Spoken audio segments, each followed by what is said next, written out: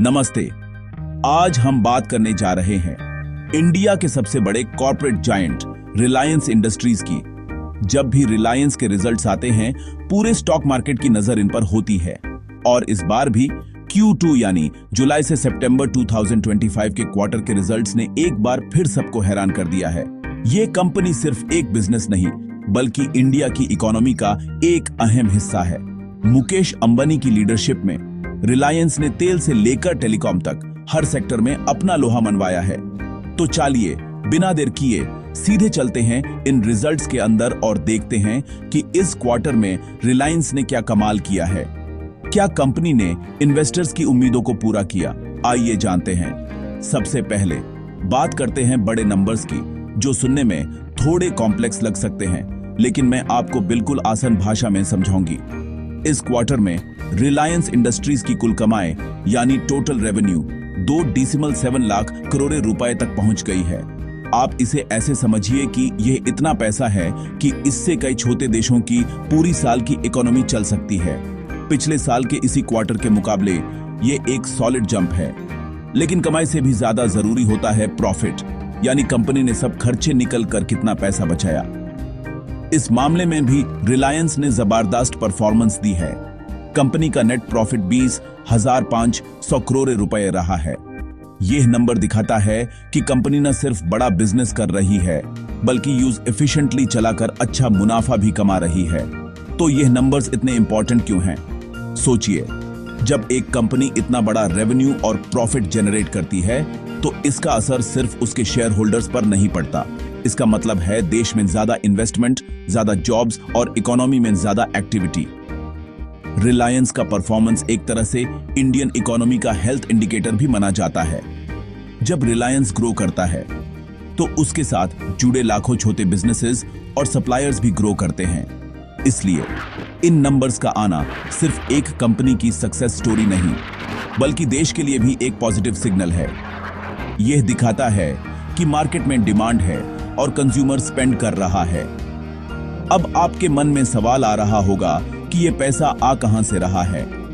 रिलायंस के पास 3 बड़े magical pillars हैं: Jio digital services, Reliance retail और O2C यानी ऑयल टू केमिकल्स।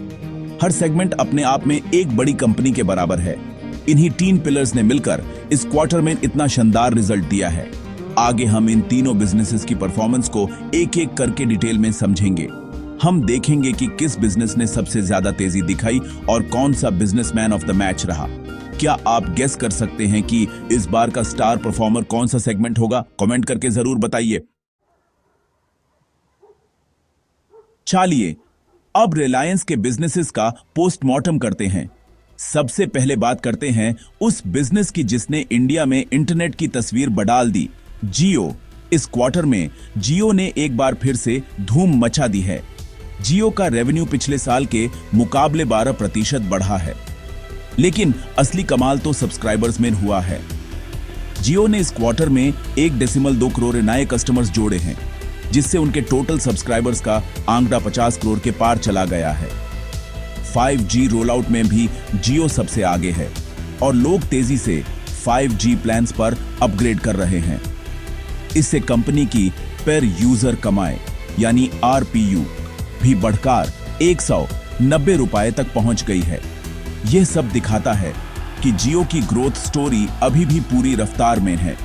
अब आते हैं रिलायंस के दूसरे सुपरस्टार रिलायंस रिटेल पर। आपके घर के पास वाला रिलायंस फ्रेश, ट्रेंड्स या हैमलीज टॉय स्टोर, ये सब इसी का हिस्सा हैं। रिटेल बिजनेस ने तो इस बार सारे रिकॉर्ड्स तो दिए हैं। इस सेगमेंट का रेवेन्यू 20% की जबरदस्त तेजी से बढ़ा है। इसका सबसे बड़ा कारण है कंपनी का एग्रेसिव एक्सपेंशन। रिलायंस ने इस क्वार्टर में 600 से ज्यादा नए स्टोर्स खोले हैं, जिससे उनके टोटल स्टोर्स का नंबर 19,000 के पार हो गया है। डिजिटल कॉमर्स यानी जियो मार्ट ने भी छोटे शहरों में अपनी पकड़ मजबूत की है। इससे साफ है कि लोग अब पहले से ज्यादा रिलायंस के स्टोर्स और ऑनलाइन प्लेटफॉर्म से खरीदारी कर रहे हैं। तीसरा पिलर है O2C यानी ऑयल टू केमिकल्स। ये रिलायंस का सबसे पुराना और ट्रेडिशनल बिजनेस है। इसमें क्रूड ऑयल को रिफाइन करके पेट्रोल, डीजल और प्लास्टिक्स जैसे केमिकल्स बनाए जाते हैं। ग्लोबल मार्केट में ऑयल प्राइसेस में उतार चढ़ाव के बावजूद इस सेगमेंट ने एक स्टेडी परफॉर्मेंस दी है। O2C बिजनेस का रेवेन्यू 8% बढ़ा है। कंपनी ने अपनी रिफाइनरीज को हाई एफिशिएंसी पर चलाया और अच्छी डिमांड का फायदा उठाया। हालांकि इसकी ग्रोथ जियो और रिटेल जितनी एक्सप्लोसिव नहीं है, लेकिन ये बिजनेस कंपनी के लिए एक मजबूत कैश काउ बना हुआ है जो कंसिस्टेंटली पैसा कमा कर देता है। ये बिजनेस कंपनी के नए वेंचर्स को फंड करने में मदद करता है। तो अगर हम पूछें कि इस क्वार्टर का स्टार परफॉर्मर कौन था, तो इसका जवाब बिल्कुल साफ है, रिलायंस रिटेल। 20% की ग्रोथ के साथ रिटेल बिजनेस ने सबको पीछे छोड़ दिया है। ये दिखाता है कि कंपनी की स्ट्रैटेजी जो ऑनलाइन और ऑफलाइन रिटेल को जोड़ती है वो बिल्कुल सही काम कर रही है। जियो ने भी अपनी स्ट्रॉन्ग परफॉर्मेंस जारी रखी है, लेकिन रिटेल की ग्रोथ इस बार सबसे अलग और इंप्रेसिव रही। O2C ने एक रिलायबल प्लेयर की तरह टीम को सपोर्ट किया है। कुल मिलाकर तीनों बिजनेसेस ने मिलकर टीम रिलायंस के लिए एक मैच विनिंग परफॉर्मेंस दी है। इंडियन रिटेल मार्केट एक बैटलफील्ड बन चुका है, जहां 3 बड़े खिलाड़ी आमने सामने हैं, जेफ बेजोस का Amazon, टाटा ग्रुप और मुकेश अंबानी का रिलायंस। यह लड़ाई बहुत ही मजेदार है क्योंकि तीनों की स्ट्रैटेजीज बिल्कुल अलग हैं। Amazon, एक ग्लोबल जायंट, ने इंडिया में ऑनलाइन शॉपिंग का कल्चर शुरू किया।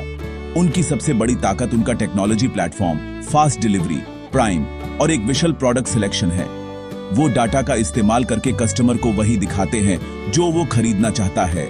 Amazon का फोकस पूरी तरह से डिजिटल पर है और वो डिस्काउंट और ऑफर्स के जरिए कस्टमर्स को अपनी तरफ खींचने में माहिर हैं। दूसरी तरफ है टाटा ग्रुप, जिसका नाम ही विश्वास का प्रतीक है।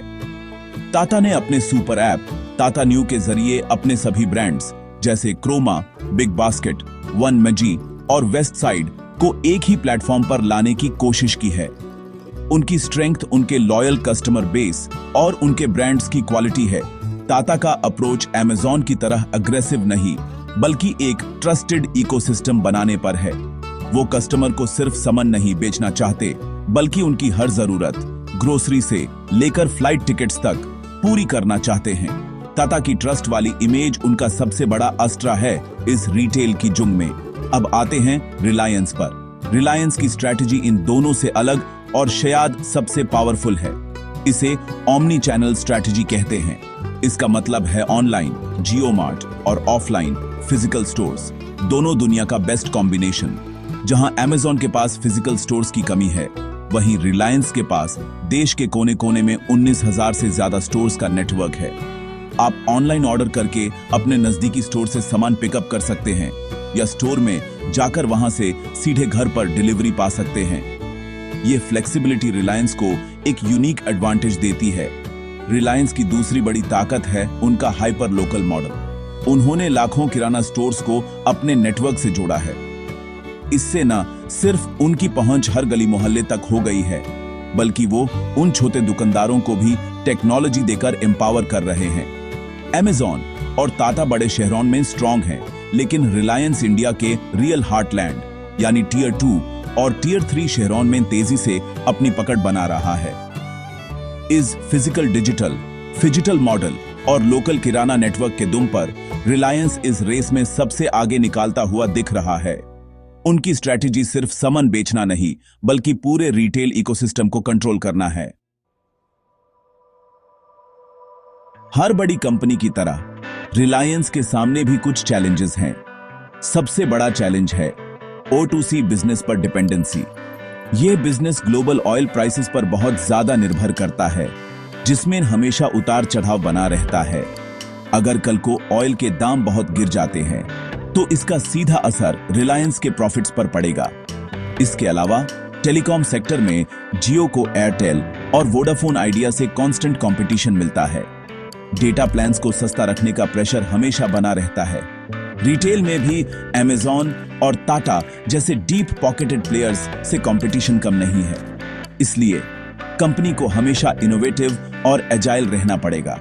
इन्हीं चैलेंजेस से निपटने के लिए रिलायंस ने एक बहुत ही एम्बिशियस फ्यूचर प्लान बनाया है। कंपनी का सबसे बड़ा फोकस अब है क्लीन एनर्जी पर। मुकेश अंबानी ने जमनागर गुजरात में दुनिया की सबसे बड़ी ग्रीन एनर्जी गीगा कॉम्प्लेक्स बनाने का ऐलान किया है। यहाँ पर solar panels, energy storage batteries, green hydrogen और फ्यूल सेल्स बनाए जाएंगे। कंपनी का टारगेट है 2035 तक नेट कार्बन जीरो बनना। यह न सिर्फ एनवायरनमेंट के लिए अच्छा है, बल्कि यह एक बहुत बड़ा बिजनेस अपॉर्चुनिटी भी है। पूरी दुनिया फॉसिल फ्यूल से क्लीन एनर्जी की तरफ शिफ्ट हो रही है और रिलायंस इस रेवोल्यूशन में एक ग्लोबल लीडर बनना चाहता है। इस क्लीन एनर्जी प्लान के अलावा कंपनी अपने दूसरे बिजनेसेस को भी एक्सपैंड कर रही है। जियो 5G सर्विसेज को देश के हर कोने तक पहुंचाने में लगा हुआ है।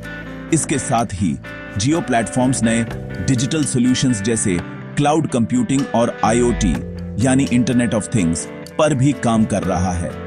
रिलायंस रिटेल का प्लान है अगले कुछ सालों में हजारों नए स्टोर्स खोलना और जियो मार्ट को इंडिया का सबसे बड़ा ई-कॉमर्स प्लेटफॉर्म बनाना।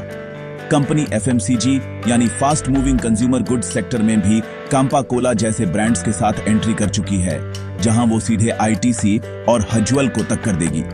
ये सभी प्लान्स दिखाते हैं कि रिलायंस रुकने वाला नहीं है। तो इन सब का मतलब क्या है?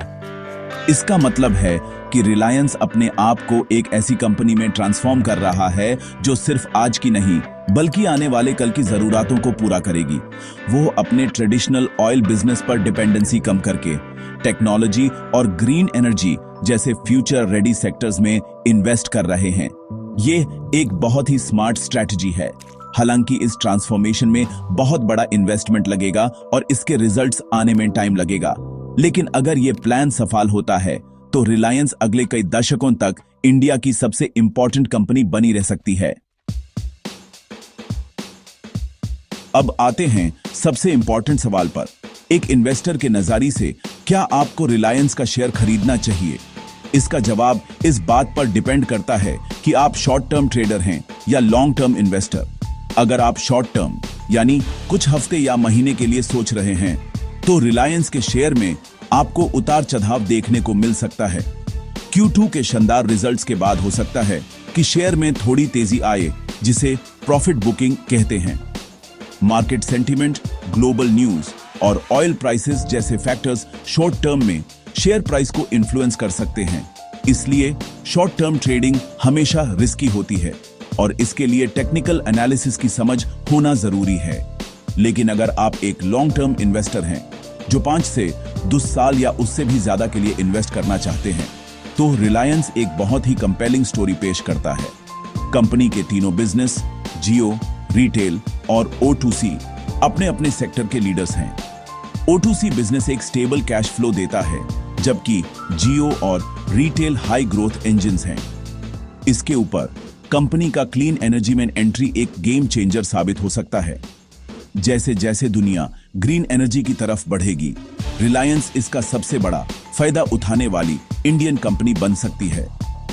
ये डाइवर्सिफिकेशन कंपनी के रिस्क को कम करता है और लॉन्ग टर्म ग्रोथ पोटेंशियल को बढ़ाता है। चलिए कुछ फन फैक्ट्स जानते हैं। क्या आपको पता है कि रिलायंस रिटेल के स्टोर्स में हर दिन 25 लाख से ज्यादा कस्टमर्स आते हैं? ये कई शहरों की टोटल पॉपुलेशन से भी ज्यादा है। एक और क्विक स्टैट, जियो के नेटवर्क पर हर महीने 100 करोड़ GB से ज्यादा डेटा कंज्यूम होता है। ये इतना डेटा है कि आप लाखों सालों तक नॉन स्टॉप HD मूवीज देख सकते हैं। ये फैक्ट्स कंपनी के स्केल और उसकी रीच को दिखाते हैं। अब एक बोनस फैक्ट, रिलायंस इंडिया के सबसे बड़े टैक्स पेयर्स में से एक है। इसको आसान भाषा में समझें। अगर सरकार को टैक्स से 100 रुपए मिलते हैं तो उसमें से लगभग 5 से 6 रुपए अकेले रिलायंस देता है। ये पैसा देश में रोड्स, हॉस्पिटल्स और स्कूल्स बनाने के काम आता है। तो इन सब बातों का सारांश ये है कि रिलायंस ने Q2 में एक बार फिर से अपनी ताकत दिखाई है। रिटेल और जियो बिजनेस तेजी से बढ़ रहे हैं और कंपनी का फ्यूचर प्लान खासकर क्लीन एनर्जी में बहुत प्रॉमिसिंग लगता है। लॉन्ग टर्म इन्वेस्टर्स के लिए रिलायंस एक मजबूत कंटेंडर हो सकता है, लेकिन शॉर्ट टर्म में सावधानी बरतना जरूरी है। हमेशा याद रखें, शेयर मार्केट में इन्वेस्टमेंट करने से पहले अपनी रिसर्च जरूर करें और अपने फाइनेंशियल एडवाइजर से सलाह लें। सेफ इन्वेस्ट करें और इन्फॉर्म्ड रहें। अब आप हमें कमेंट्स में बताइए कि अगला वीडियो हम किस कंपनी के रिजल्ट्स पर बनाएं, टाटा मोटर्स, इन्फोसिस या एचडीएफसी बैंक।